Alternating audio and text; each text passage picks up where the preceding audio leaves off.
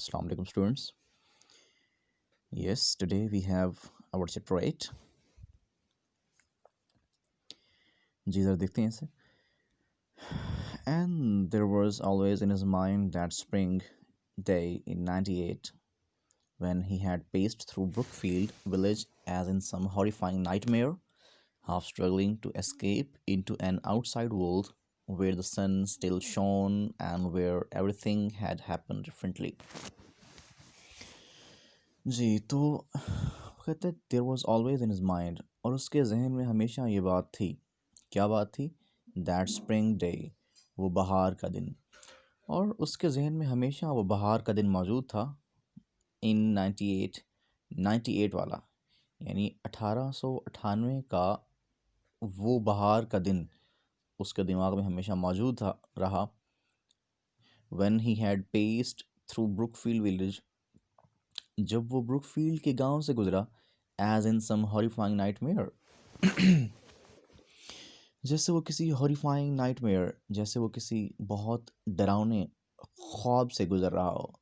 Half struggling to escape into an outside world, और जैसे वो कुछ कुछ ये कोशिश कर रहा हो कि वो एक ऐसी escape into an outside world, कि एक ऐसी बाहर की दुनिया में निकल जाए, where the sun still shone, जहाँ सूरज अभी चमकता था, and where everything had happened differently, जहाँ हर चीज़ मुख्तलिफ अंदाज में रोनुमा हुई थी. फिर सुनिएगा कि 98 मतलब 1898, ठीक है. तो क्या आपको याद है कि शादी कब हुई थी चिप्स की कैथरीन के साथ? आई थिंक इट वाज 1896 को शादी हुई थी. अब वो किसकी बात कर रहा है? अब वो बात कर रहा है 98 मतलब 1898, ठीक है. तो ये मौसम था बहार का, और चिप्स के दिमाग में ना ये जो वक्त था, ये जो साल था 1898 हमेशा रहा ये, ठीक है. एंड और वो 98 का, यानी 1898 का बहार का दिन हमेशा चिप्स के माइंड में रहा. किस तरह भी? जैसे जब वो ब्रुकफील्ड के गांव से ऐसे गुजरा जैसे वो एक बहुत डरावने ख्वाब देख रहा हो, या बहुत डरावने ख्वाब में से गुजर रहा हो, और वो एक ऐसी दुनिया में निकलने की कोशिश कर रहा हो जहाँ सूरज अभी चमकता था, और जहाँ पर चीज़ें मुख्तलिफ अंदाज में वाक़ होती थी. शायद वो बहुत सैड है स्प्रिंग डे पे, यानी 98 का स्प्रिंग डे था ना, 98 का जो स्प्रिंग डे था वो उस पर बहुत सैड था. उसे लगा जैसे वो कोई आज के दिन वो किसी बहुत डरावने ख्वाब से गुजर रहा है, कि आज का दिन उसके लिए बहुत खौफनाक है और एक डरावने ख्वाब की मानद है. और वो कोशिश कर रहा हो जैसे कि काश मैं इस दुनिया से निकल कहीं और चला जाऊं, जहाँ पे रोशनी हो, जहाँ पर उम्मीद हो, जहाँ खुशी हो. देखते हैं प्रॉब्लम क्या है उसके साथ. तो क्या हुआ जी? Young Faulkner had met him there in the lane outside the school. तो नौजवान या छोटा फॉल्कनर, ये बच्चे का नाम है जी, ठीक है. ये बच्चा उसे स्कूल के बाहर गली में मिला. उसने कहा, please sir, may I have the afternoon of. Sir, क्या मुझे आफ्टरनून, दोपहर की छुट्टी मिल सकती है? ऑफ मतलब लीव, छुट्टी. My people are coming up, मेरे लोग आ रहे हैं, यानी मेरे फैमिली के जो लोग हैं ना, ख़ानदान के लोग, वो आ रहे हैं. तो उसने कहा, ई मतलब हैं. व्हाट्स दैट, क्या बात है, क्या कहा तुमने? ओ यस यस, ओ हाँ हाँ. अब ये अंदाज़ चेक कीजिए आप.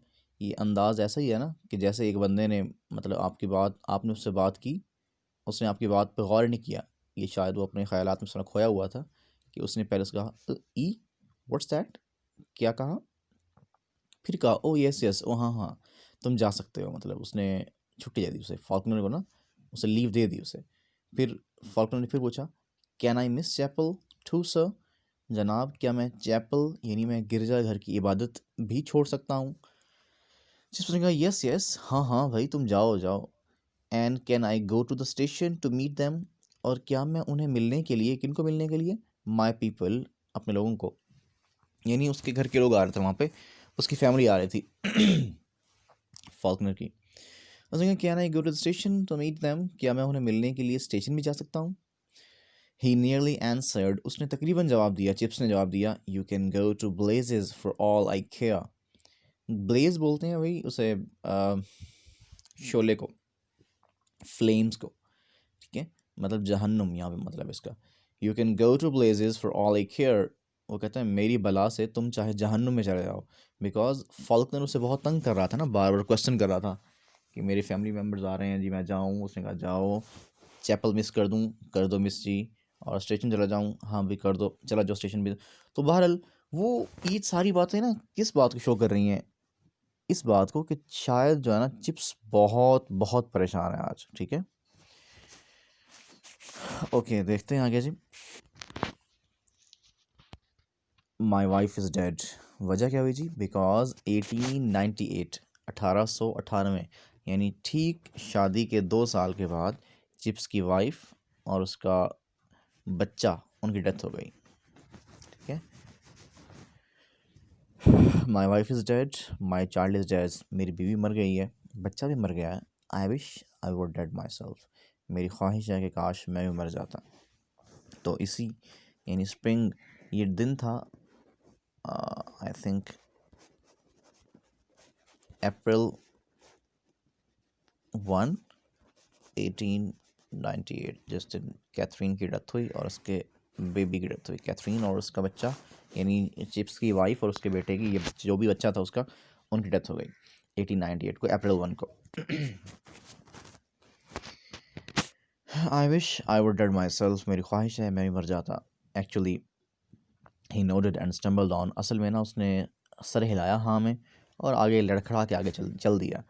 He did not want to talk to anybody to receive condolences, वो ना तो किसी से बात करना चाहता था और ना ही किसी से receive condolences। कंडोलेंस बोलते हैं ताज़ियती अल्फाज, ताज़ियत। वो चिप्स था उस दिन बहुत बहुत सैड था वो, बिकॉज उसी दिन यानी अप्रैल 1, 1898 को उसकी वाइफ की और उसके बच्चे की डेथ हो गई थी। और वो ना तो किसी से बात करना चाह रहा था और टू रिसीव कंडोलेंसेस, ना ही वो ताज़ियत वसूल करना चाह रहा था। ताज़ियत समझते हैं ना, कि जब लोग किसी के पास जाते हैं उससे अफसोस करने के लिए। He wanted to get used to things, वो चीज़ों का आदी, he wanted to get used to, वो चीज़ों का आदी बनना चाहता था। इफ़ ही कुड, अगर वो बन सकता था।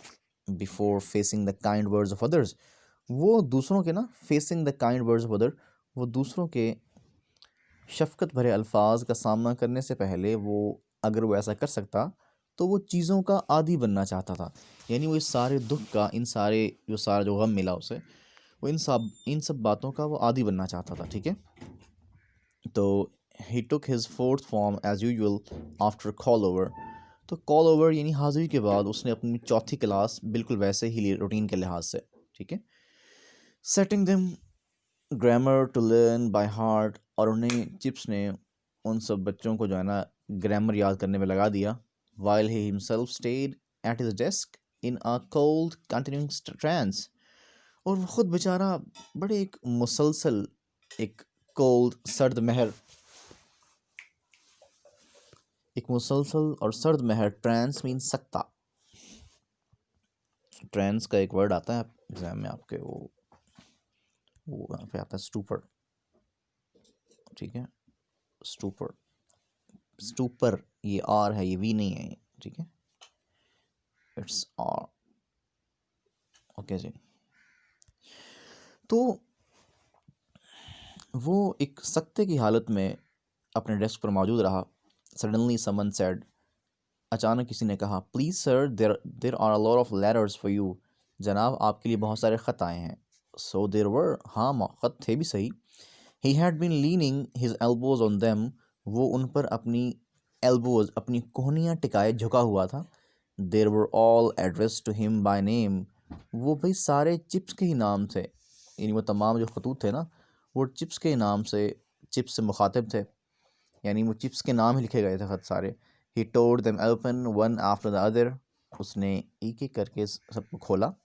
But each contained nothing but a blank sheet of paper, लेकिन हर एक ख़त में कुछ भी नहीं था सिवाय एक खाली शीट के। ही थॉट इन डिस्टेंट वे, उसने बड़े खोए हुए अंदाज में उसने सोचा। डिस्टेंट वे मतलब, डिस्टेंट बोलते हैं दूर दराज, मतलब खोया हुआ। उसने खोए हुए अंदाज में सोचा that it was rather peculiar, कि ये बड़ी अजीब बात थी भाई। But he made no comment, उसने कोई कमेंट ना किया, कोई तबसरा ना किया कि ये क्या है, ये पेपर खाली क्यों है, वगैरह वगैरह। यानी he was sad enough that he didn't question about the peculiarity of this incident. उसने जो है उतना परेशान था बेचारा कि उसने बिल्कुल भी इस वाक़े की जो ये अजीब ये मामला था, ये वाला खतूत वाला, और खाली खतूत उसी के नाम थे, खाली थे, तो उसने उन पे कोई भी क्वेश्चन ना किया, कोई इस्तफसार ना किया। The incident gave hardly any an impact upon his vast greater preoccupations। तो वो जो ये वाक़या जो हुआ, ये वाला वाक़या खतूत वाला, इस वाक़े ने had hardly an impact upon his vastly greater preoccupation।